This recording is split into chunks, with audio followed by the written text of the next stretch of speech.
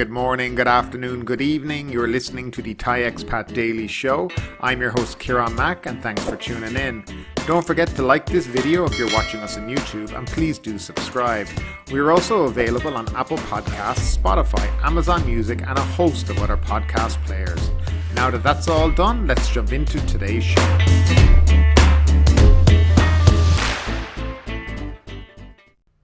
And we'll start off with today's daily numbers. Thailand logged 77 more fatalities and 10,828 new COVID-19 cases during the previous 24 hours, the Public Health Ministry announced on Sunday morning. There were 10,724 cases in the general population and 104 among prison inmates. The number of deaths reported on Saturday, 87, was below 100 for the first time since July 26th. The trend continued on Sunday's announcement, with fatalities down to 77. The number of positive and probable ATK tests were 2,839. So we are still kind of floating around the 10 to 11,000 each day. I think a positive sign would be to drop below 10,000 and start to see further improvements during the course of this month of October. Let's hope that's the case because all this kind of hinges on the country also reopening. So the more the cases go down, of course, the more chance we have of seeing Thailand reopen in some form.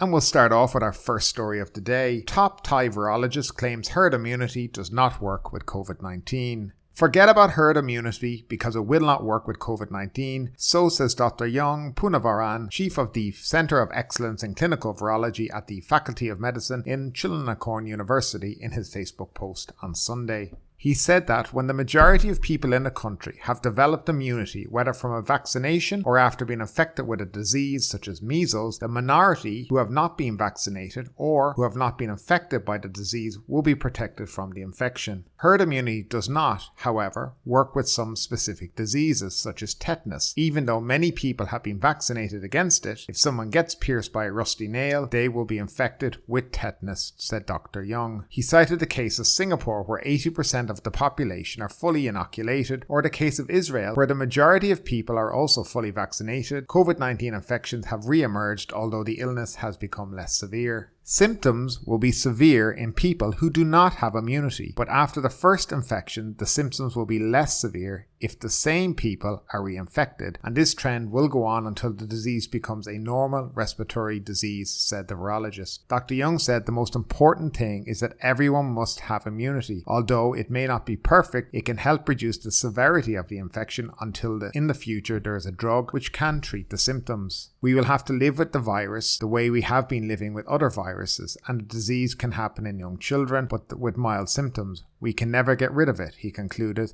as he advised everyone to get vaccinated to develop immunity. This guy's about 2 months late for telling everybody this. So basically, herd immunity doesn't really exist anymore with COVID-19. We've heard this from a leading scientist from the Oxford group in the UK a few months ago, where he said herd immunity is a mythical thing now because of Delta. And I don't know, did he just read the article or I'm not sure. He's trying to throw his own spin on it, which I think is kind of odd too. Just come out and tell people the truth. There is no herd immunity anymore. What we need to do is get vaccinated and then learn to live with the virus, and that has to be the way for us to get our lives back to a reasonable standard of normality.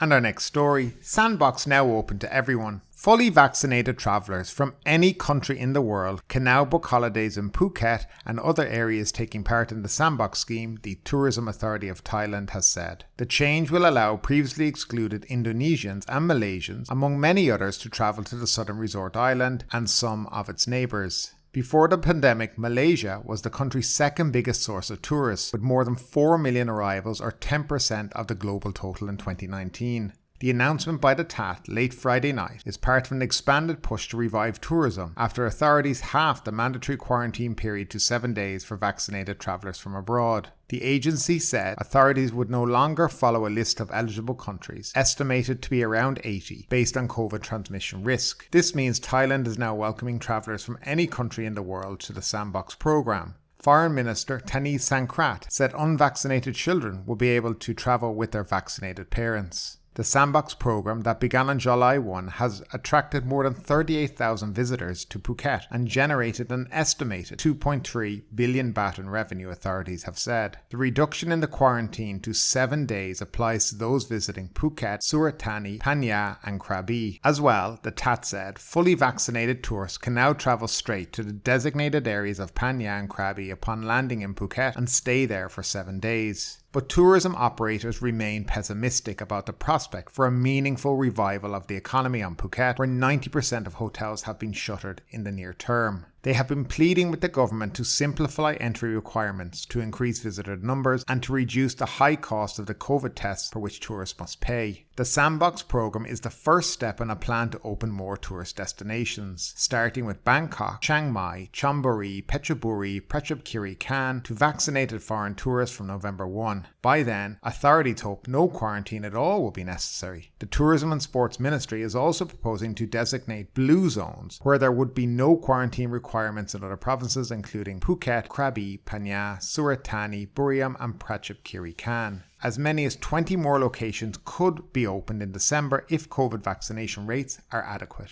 However, travel advice from other countries discouraging would-be tourists could limit the success of efforts to reboot the industry. Britain and the United States still have travel advisories as the country tries to bring high COVID case numbers and deaths under control. Thailand remains on the red list for travellers from England who must quarantine in a hotel and take 2 COVID tests on their return home. And that's going to lead us into our next story. PM outlines vision for Phuket transformation.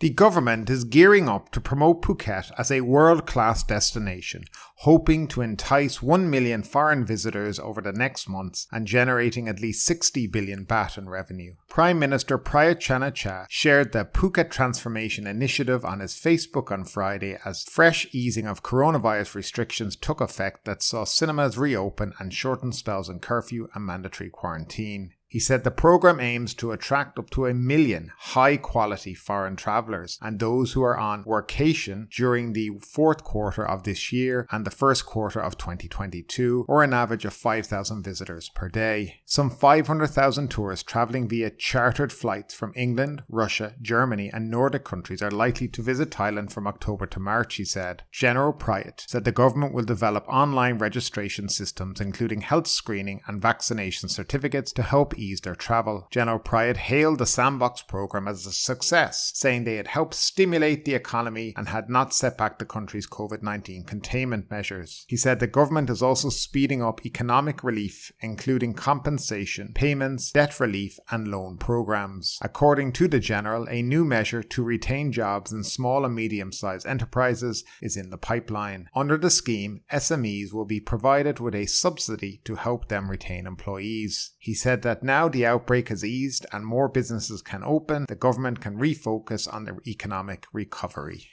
So let's break the story down with little common sense and reality. Firstly, what does the government think a world-class destination is? What is the definition they are working of? Because it's easy to throw out a catchphrase without setting the definition. In my opinion, a world-class destination is made up of several factors such as infrastructure, health and safety, rule of law, service, value for money, culture, connectivity, and maybe sustainability. There may be more, but that's what I can think of right now. And if you think about it and think of those kind of factors, does Phuket hit or miss when you think of these factors? And I think in general, it's quite a big miss. And it makes me wonder whether or not the government and the Prime Minister, the Tourism Authority of Thailand, understand what a world-class destination is. In fact, I would love somebody to name for me a world-class destination. Because when you think to yourself, what is a world-class destination? It's hard to pinpoint an exact place. So what are they basing this all on? And I guess only the government can kind of tell us about that. Now, he also goes on to talk about how they keep looking for these high-end travelers. I don't know where he thinks high-end travelers are coming from. It's a phrase, it's kind of alienating to many people when they hear it as well. Oh, you only want high-end travelers, so as a package holiday maker, I wouldn't be what you want. Is that what you're telling me? But yet, the package holiday maker is what have sustained Thai tourism for many, many, many years and brought it the huge numbers that it's seen.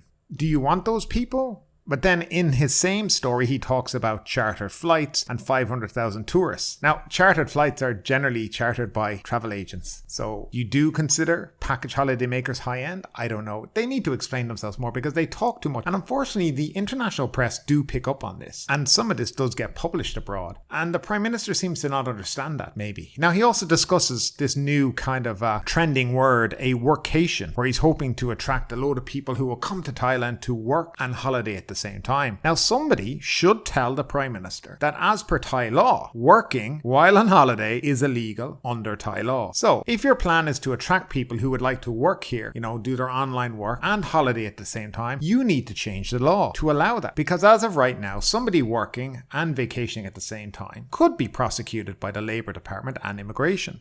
And what's your definition of work? These are many, many things that they throw stuff out, but there's never any thought about what it is. Now, for me, somebody coming with their laptop, sitting on the beach, enjoying a month or two, doing a bit of online work, that is not working. But according to the government, that is working. But they want those people, but it's illegal. So they need to make their mind up too. They talk about having, chartered flights coming from England, Russia, Germany, and Nordic. Now, one of the biggest companies in the world, TUI, who would bring a lot of UK, German and Nordic countries, are not going to fly at least to mid-December on chartered flights because the risk is too high in relation to the government and their continuous flip-flopping. The COE needs to go. They've already conveyed this message to the Thai government, and the multiple PCR tests also need to go. I don't know what other travel agents they're speaking about because the biggest one in the world has already said these are the conditions we need in order to bring our guests.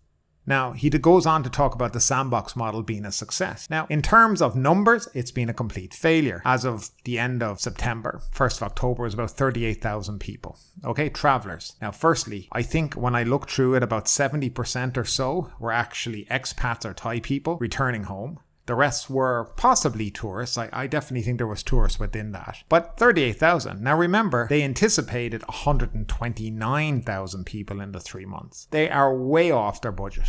And if it was a normal business and you were way off your budget like that, somebody would be sacking you at this stage. Yeah, the Tourism Authority threw up some numbers. They tried to reduce them, and they kind of failed. But it has been useful. For one thing, and we've discussed this already, that we have seen that international travellers who are fully vaccinated pose little to no threat to local people in terms of COVID. 0.3% or 0.2%, around that, have tested positive for COVID out of 38,000 people. And that is a very, very minute amount. Most of those, by the way, happened on the second test or the third test. So they possibly ended up getting COVID while they were in Phuket anyway. That is a positive part of the Phuket Sandbox if you're looking for a kind of a test model on international travel. But what they've learned from that, they haven't put into operation for the next phase. They've reduced it from 14 to 7 and dropped to 2 PCR tests. But again, the 2 PCR tests are expensive. 2,800 baht each. So what's that, 5,600 or something? Still expensive for people coming over, especially if you're a family.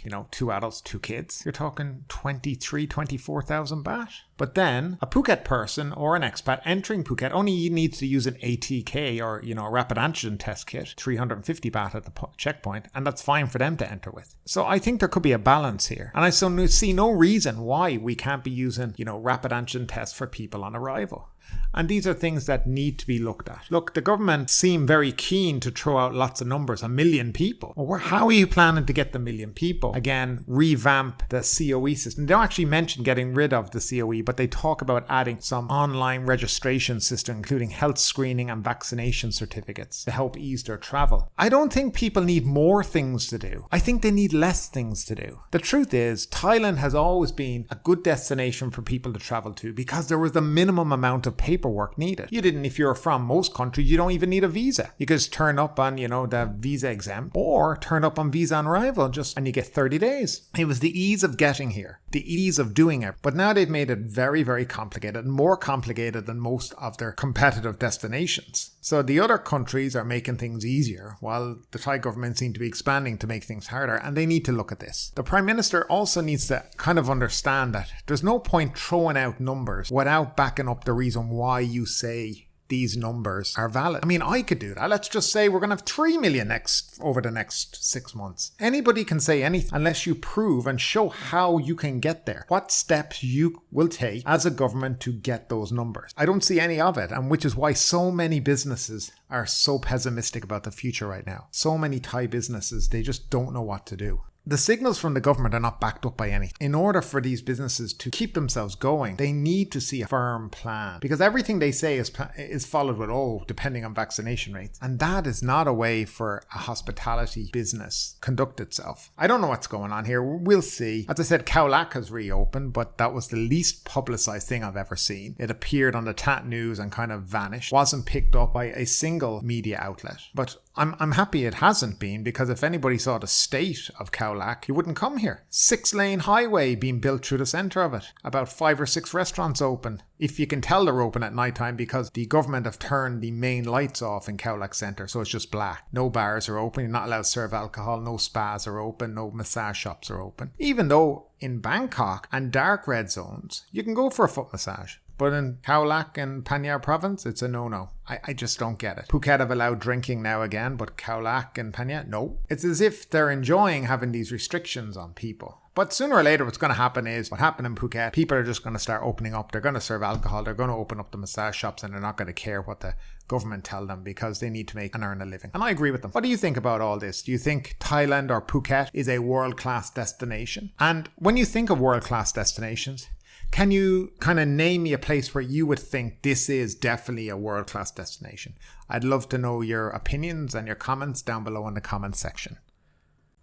And next up, AirAsia to launch Phuket Chiang Mai flights from October 16th. AirAsia will relaunch its Phuket Chiang Mai flight service from October 16th as it resumes domestic flights to many destinations throughout the country this month. On October 15th, AirAsia will also resume flights from Don Muang Airport to Phitsanulok, Nan, Loi, Sakon Nakhon, Surat Thani, Krabi and Trang, along with regional connections Chiang Mai, Hua Hin, announced a release issued on October 2nd. These are in addition to the 11 routes brought back into operation earlier in September and bring the total route network for AirAsia in Thailand to 20 at present, the release noted. AirAsia Thailand CEO Santasuk Klongchaya said this is in support of the Thai government's policy to promote domestic tourism with improved health and safety measures. The support should be a boom to the overall economy and help spread revenue generation opportunities across the nation. Thai AirAsia has expressed its full commitment to back these policies by expanding its domestic service and increasing the frequency of flights on high demand routes, he said. We saw an encouraging response across all our routes in September, achieving a load factor average of 75 to 80% and goes up to 90 to 95% over the weekends, especially for flights to and from Chiang Mai, Chiang Rai and Hat Yai, Mr. Santasuk noted. With our guests now getting more familiar with the different travel requirements of each province, we believe tourism industry operators will begin to see a stronger recovery during the final quarter of this year, he added. Well, that's a bit of good news if you plan to travel domestically. Now, also please remember, to travel domestically in Thailand, you need to be fully vaccinated and have your digital travel pass or digital health pass or whatever it's called. Just a little bit of information for you.